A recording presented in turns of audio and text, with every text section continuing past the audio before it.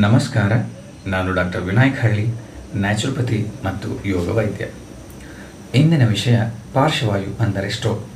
ಇದು ಮೆದುಳಿಗೆ ರಕ್ತದ ಹರಿವು ತಕ್ಷಣ ನಿಂತು ಹೋದಾಗ ಅಥವಾ ಕಡಿಮೆಯಾದಾಗ ಉಂಟಾಗುವ ಗಂಭೀರ ಸ್ಥಿತಿ.